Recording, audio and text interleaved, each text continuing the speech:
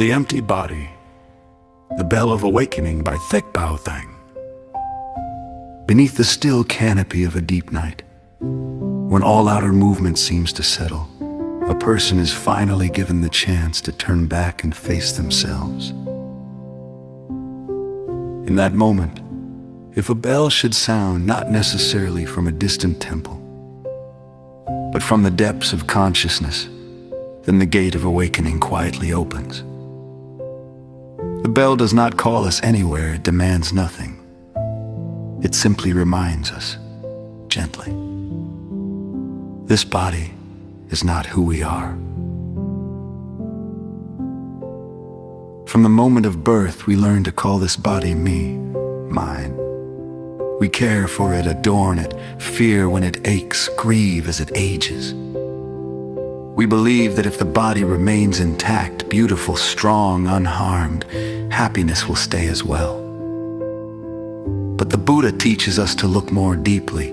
This body is only a temporary gathering of the four elements: earth, water, wind, and fire. When conditions gather, the body appears. When conditions disperse, it returns to dust. Nothing within it is a permanent self, a true owner, anything that endures. Dark hair will fade, smooth skin will wrinkle, blood and breath change moment by moment. Every cell is arising and dissolving without our awareness. Yet we cling to the body as though it were a lasting home. Only when a bell rings, sometimes a temple bell, sometimes illness, loss, or separation, do we suddenly awaken. Even the body will pass. All the joys and sorrows we once carried so heavily, all the gains and losses we fiercely measured, now appear like drifting clouds, like ripples on water stirred by the wind. The bell in the night is not meant to frighten us. It is meant to awaken us, to awaken a mind long asleep and clinging to self, clinging to body, clinging to life. When we listen with both body and mind, a vast openness appears. Within that openness, the I we once believed to be the center begins to fade. We realize we have been chasing a shadow, the shadow of the body, the shadow of reputation, the shadow of ideas we ourselves created. Those who cling to self always see themselves as the center. I gain, I lose, I win, I fail. But when the light of wisdom softly shines, we see clearly. This I has never existed independently. It is only a stream of memories, sensations, thoughts, habits, all impermanent.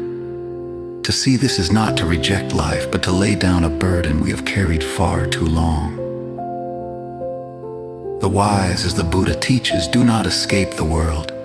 They let go while living within it. Letting go does not mean abandoning, but not clinging. Like a leaf returning to the earth without resentment toward the branch, like clouds passing through the sky without attachment to their former shapes. To live in the world without being bound by the world. This is true freedom. All physical forms are without self, our body, others' bodies, the bodies of all beings. Fragile like foam on mountain streams, foam appears when conditions gather and dissolves when they part. Yet when foam dissolves, nothing is truly lost. Water remains water. So too, the body decays, but the unborn, undying essence has never disappeared. When we hear the bell in this way, we hear not only with our ears, but with insight. We hear our original nature, beyond birth and death, where all forms have never been separate. When the mind grows calm, no longer pulled by greed, anger, and delusion, clear space reveals itself. A single bell can open the entire Dharma realm, because the Dharma realm is never far, it is present. In each mindful breath, each unhurried step, the deluded hear only sound, the awakened hear a reminder. everything will pass. So instead of chasing the noise of the world, learn to sit quietly, not only with the body but with the mind.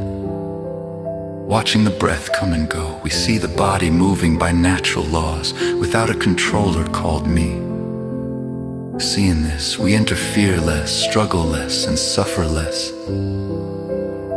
The body is only a cloud passing the window, coming and going, with nothing to grasp. Learn from wind, water, and moon. Wind does not cling to form, water does not compete for paths. The moon does not hold on to its own light. Because of this, wind remains free, water nourishes all, the moon stays whole. So too, when humans release clinging, inner steadiness naturally returns. The bell fades, sound dissolves into space, but the awakening it stirs can remain, if we tend it. Awakened or deluded, we all share the same pure original nature. The difference is simply whether we return to recognize it. When impermanence and non-self are truly seen, emptiness is no longer an idea. It becomes a lived experience in each present moment. And then, amid life's constant changes, we learn to smile at a body that ages, at a mind learning to let go, at a world forever shifting. Not because we have gained something, but because we see there was never anything to hold. Within this nothing, true mind quietly shines, clear, warm, and free.